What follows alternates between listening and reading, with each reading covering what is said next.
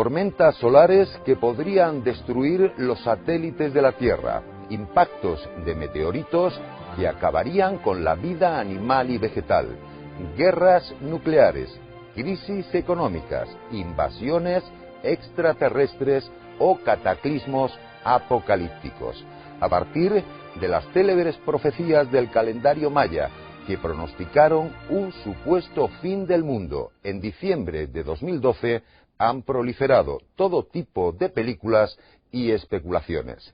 ¿Estaremos en 2012 ante un año normal y corriente, ante un cambio de era o ante el fin de los tiempos? Esta noche, en 30 minutos, hemos querido analizar el fenómeno con espíritu crítico. Científicos, teólogos, antropólogos y especialistas en profecías analizan este fenómeno, que no olvidemos, reporta pingües beneficios a costa del miedo y de los vaticinios más infundados. 2012, ¿se equivocaron los mayas?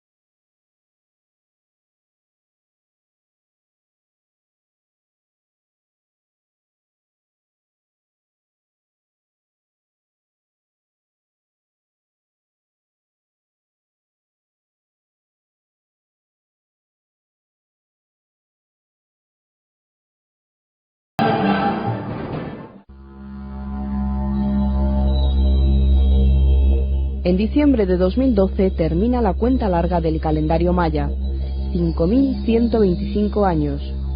Ese es el origen de las especulaciones sobre el fin del mundo, alimentadas por su cosmogonía. Ellos entienden el universo y la historia como una espiral que tarde o temprano vuelve de nuevo a darnos la oportunidad. Y luego un sistema de catastrofismo de los soles. Ha habido varios mundos creados por las y por los dioses que han sucumbido mediante catástrofes. Concebían el día y la noche de una manera bien bonita. Es decir, el sol cuando caía, moría. Entonces el sol todos los días tiene que atravesar el mundo de la oscuridad. Y es un combate con las fuerzas del inframundo, que por las mañanas llega agotado al horizonte. Por eso la luz del amanecer es tenue. No porque tenga que atravesar una capa de aire, cosa que nosotros lo sabemos desde el punto de vista científico brutal, sino porque sale agotado del combate. Pero puede que una noche pierda el combate. Y de eso estamos hablando, esa noche. Cuando llega el amanecer, las sonrisas aparecen en la cara de los mayas. Los dioses nos dan, parece que nos dan, una prueba. Religión, mito y ciencia. En su obsesión por clasificar el tiempo, los mayas crearon varios calendarios. El ordinario, llamado Haab, de 365 días, el sagrado, conocido como Tzolkin, de 260, y por último, la cuenta larga. Esta cuenta sitúa el origen de nuestro mundo el 13 de agosto del 3114 a.C. Y por eso lo que para nosotros sería un simple cambio de milenio se ha cargado de misterio. Probablemente los mayas no contaron con un instrumental digno de mención. Yo creo que debían tener palos con los que iban midiendo, ¿no?, colocados siempre en el mismo lugar, pero por los estudios que se deducen de la disposición de los edificios, de los centros ceremoniales, sí es cierto que llegaron a tener un desarrollo desde el punto de vista teórico, fundamentado en la matemática. Ellos, por ejemplo, utilizaron el cero antes que nosotros, concepto operativo de infinito, ¿no? Solo hay 3 códices mayas en todo el mundo y uno de ellos se conserva en Madrid, en el Museo de América. Lo utilizaban los chamanes como una especie de horóscopo. Y esa es la clave del misterio de las 7 profecías sobre la destrucción del mundo, que no aparecen en ningún escrito.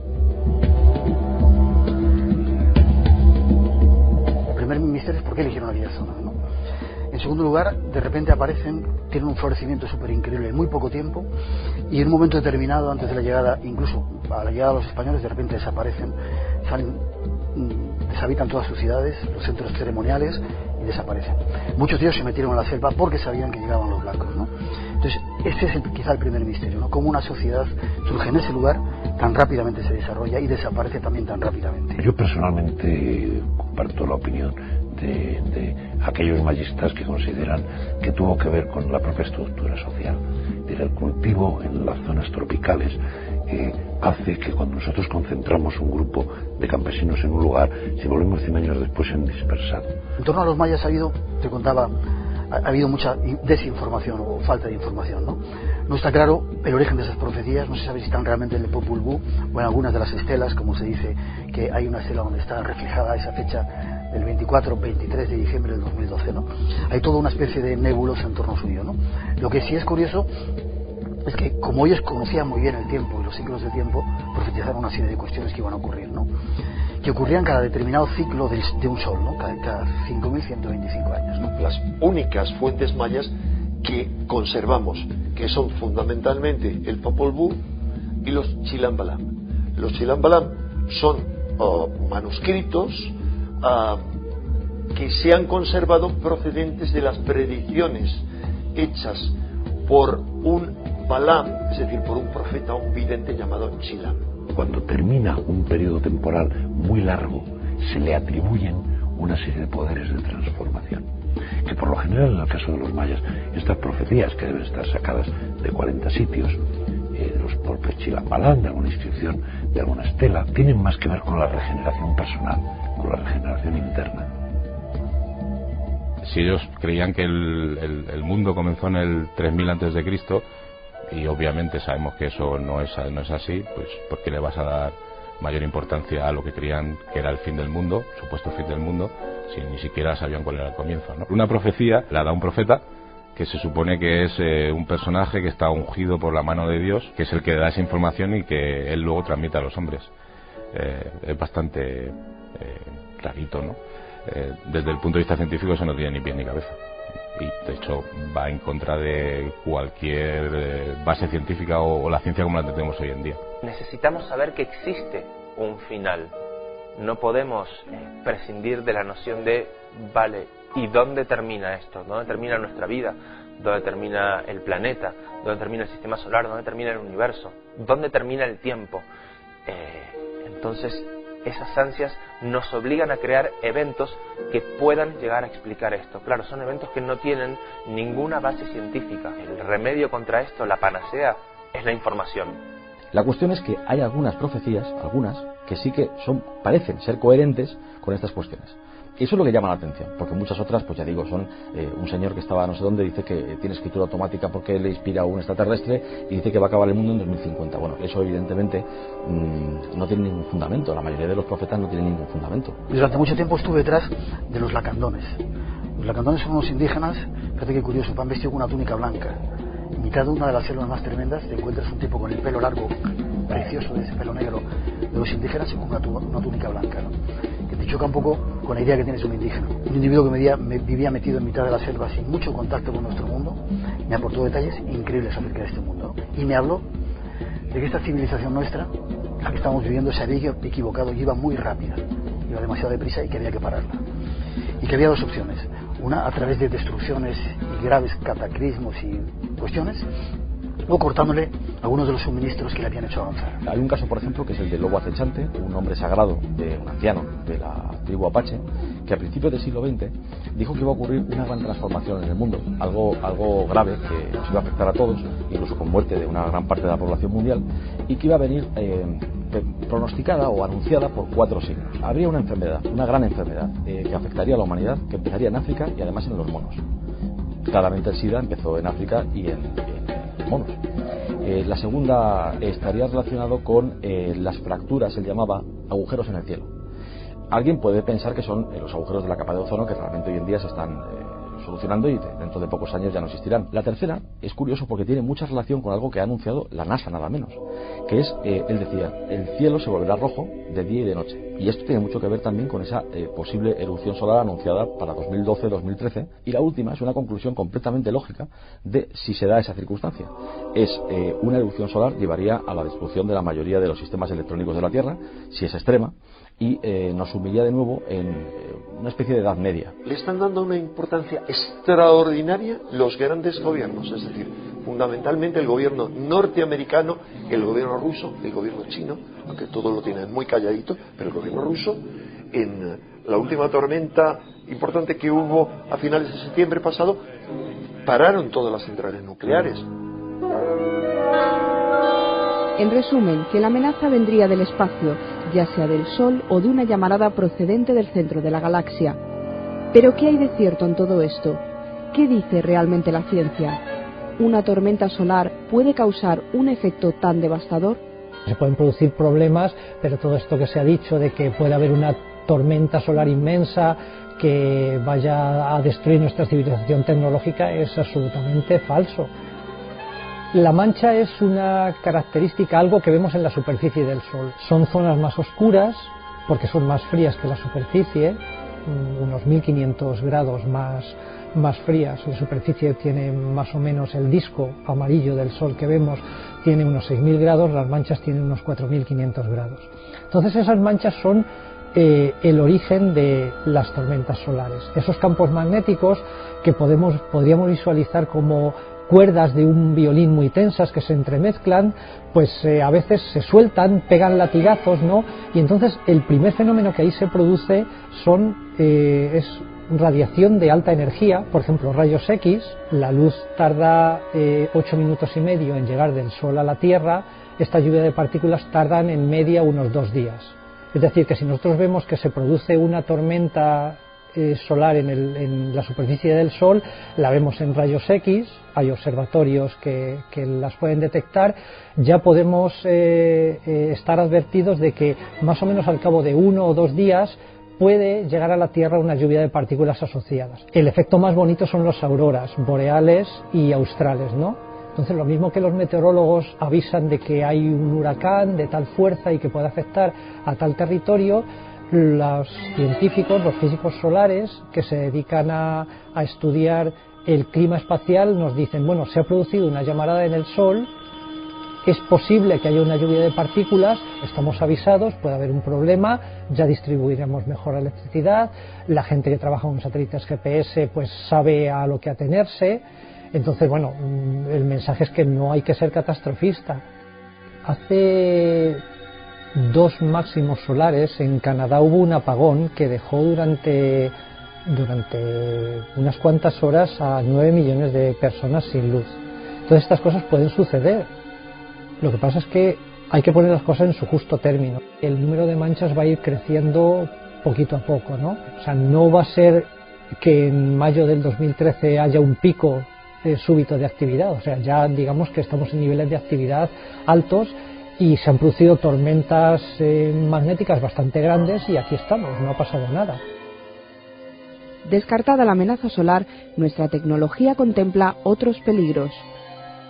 Yo no sé por dónde puede venir la amenaza de la basura espacial. De los que hacemos satélites nos preocupa que choque un satélite con otro, pero eso no origina ningún problema a la sociedad. Cuando yo digo que hay entre 5 y 6.000 satélites en órbita, un satélite más grande es del tamaño de un autobús, pues eso es una cosa ridícula cuando estamos viendo a la distancia que se encuentra la órbita geoestacionaria, por ejemplo, que son 35.500 kilómetros de distancia. Yo siempre pongo la referencia de si en la Tierra hubiera 5.000 autobuses y la Tierra fuera toda sólida, posiblemente no lo veríamos en toda nuestra vida. También sabemos que hay muchos micrometeoritos que son más peligrosos, que atraviesan incluso paneles solares o chapas de ciertos satélites, pero son poco frecuentes y desde luego no han sido hasta el momento ningún riesgo para el ser humano, por supuesto, y para nuestros astronautas un riesgo que existe pero bastante pequeño.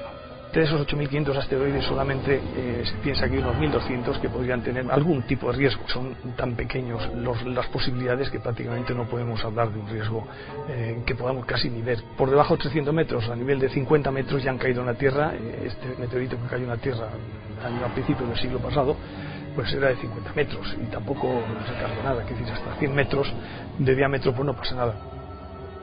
Actualmente se conocen, se calcula que se conoce un 70% de los meteoritos del orden de 300 metros, pues había que profundizar más y ya poner instrumentos que sean capaces de predecir estos asteroides, que no los hay en este momento, hay muy pocos.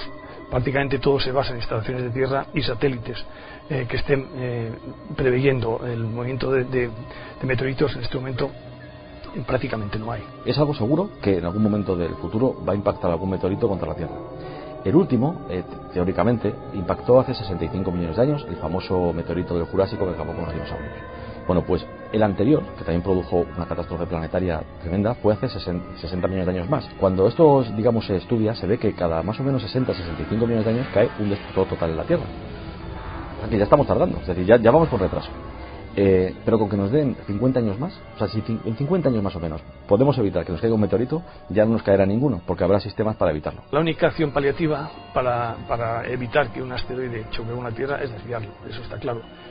Se habló también la posibilidad de destruirlo mediante un cohete que sea capaz de meter una bomba atómica en un asteroide de 1 kilómetro, pues lo destruiría sin duda alguna. Lo que pasa es que nuestra tecnología, y eso sí que lo digo ahora con mucha pena, llevamos 60 años, más de 60 años lanzando cohetes, y nuestra tecnología de cohetes no es fiable para meter una bomba atómica arriba. Otra posibilidad es que, aunque se ha denostado mucho desde el punto de vista de la ciencia, pero no es absurda, es que en aceleradores de partículas de los verdaderamente potentes, como el LHC del CERN en Suiza, se genere un microagujero negro que no cumpla, vamos a decir, las predicciones de Stephen Hawking precisamente, y que no se disipe. Si no se disipa, el problema que hay es que es la fuerza más irresistible que existe en el universo, de tal manera que no hay forma de detenerlo, ni de cambiarlo de sitio, ni de moverlo, y engulliría no solo la Tierra, sino el sistema solar completo. La prensa también debería efectuar un mea culpa, y los lectores también deberían efectuar una revisión de su espíritu de crítica, porque si bien se pueden crear agujeros negros, estos agujeros negros tienen tamaños subatómicos y solamente existen durante microsegundos. Si el CERN estuviera funcionando durante 100 años, estas partículas aceleradas solamente tendrían energía suficiente para alimentar una bombilla de las que tenemos en casa. Se pueden producir lo que los físicos teóricos llaman microagujeros negros, que nunca se han detectado, ¿no? Entonces, no, básicamente esto no se puede descontrolar nunca. O sea, aunque las colisiones, las partículas que hacen colisionar viajan a velocidades relativistas, es decir, próximas a la velocidad de la luz, digamos que los haces no son tan energéticos como para que se pueda desmandar nada. ¿Qué se entiende por el fin del mundo, no? ¿Nos referimos a la desaparición de la especie humana del planeta Tierra? ¿Nos referimos a la desaparición de la Tierra entera? ¿O la desaparición del universo? La desaparición del planeta Tierra hoy en día sí que tendría fecha de desaparición, que sería pues unos 5.000 millones de años, o sea que no hace falta que lo apuntemos en la agenda, básicamente porque el Sol se convierta en una gigante roja y simplemente acabe ocupando la órbita en donde ahora mismo está la Tierra. El final del Sol no va a ser violento como en otro tipo de estrellas que explotan como supernovas, pero sí que el Sol, al hacerse más grande, pues invadirá paulatinamente la órbita que ocupa ahora Mercurio, Venus, llegará probablemente también al lugar que ocupará la Tierra, pero como ya he dicho, eso pasará dentro de unos pocos miles de millones de años. Es evidente que el hombre no verá el fin del mundo astronómico, pero es algo que le atrae. Prueba de ello el cine. Infinidad de películas han imaginado la causa de la desaparición de la humanidad.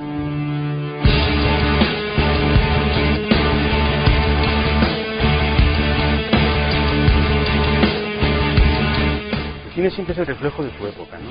Entonces ahora el miedo es está mucho más cerca del apocalipsis, a mi juicio bíblico, y a mi juicio al que se refiere el famoso 2012 del fin del calendario de los mayas, es un desastre ecológico, ¿no? La amenaza nuclear ya no es lo que era. Cuando yo tenía 5 o 6 años había un miedo real a la amenaza nuclear. El americano medio tenía en su casa un refugio atómico. El público disfruta con los efectos especiales, ¿no? Es como, más o menos como si disfruta viendo películas bélicas, ¿no? A nadie le gustaría estar en la guerra, en primera línea en el frente, pero mucha gente disfruta viendo cintas de guerra. Fue rentable mostrar lo que iba a pasar, quedarse en los efectos especiales, quedarse en la catástrofe, quedarse en los edificios que se destruyen, los ríos que se desbordan, la tierra que se abre, pero mostrar la vida después de, si sobrevive de eso, no es rentable porque a nadie le gustaría verse muerto. En 2012, por la fuerza del mito que tiene esa creencia, un mito reforzado por películas abominables como 2012, van a surgir cada vez más a medida que la crisis económica vaya al máximo. Muchos falsos mesías, muchos gurúes de todo tipo, mucho loco y mucho vividor. Proliferan las sectas precisamente por eso, porque se basan en pequeñas profecías y se basan en la angustia de cierta gente que no encuentra explicaciones para lo que encuentra a su alrededor.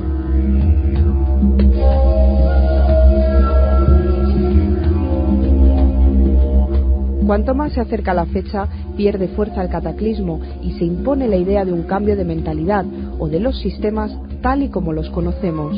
Para los que apoyan esta teoría, la explicación está de nuevo en el espacio.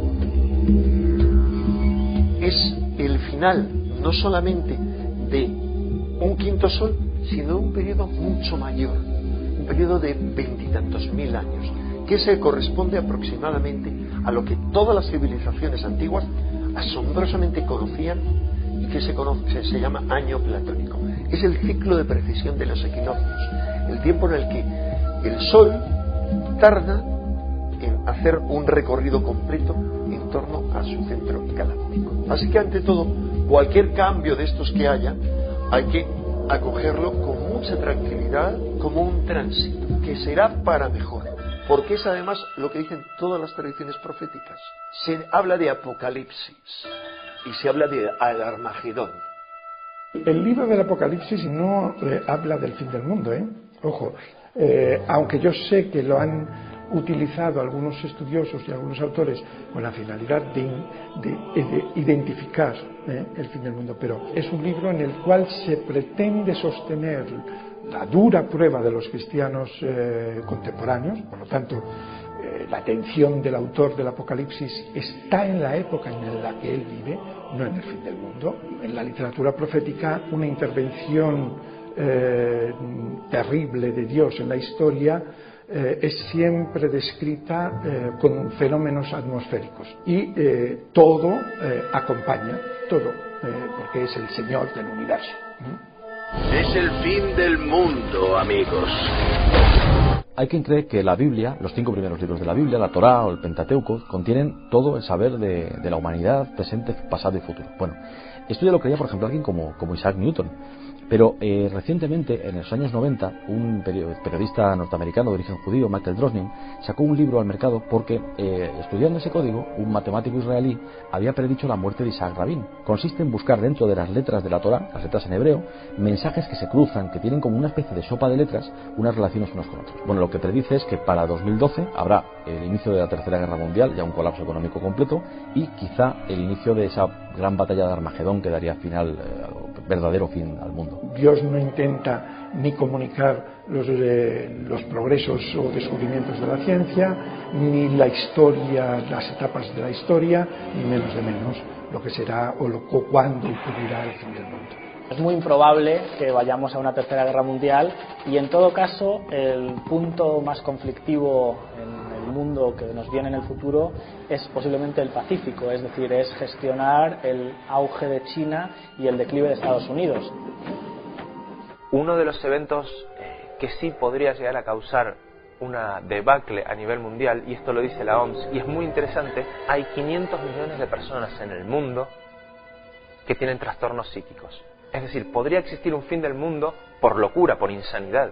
Los 500 millones de personas que tienen trastornos psíquicos son en el primer mundo. Si tiene algo de positivo esa destrucción de este mundo tal como lo conocemos, es que este mundo está dirigido por muy poca gente. Hay estudios ya que lo determinan.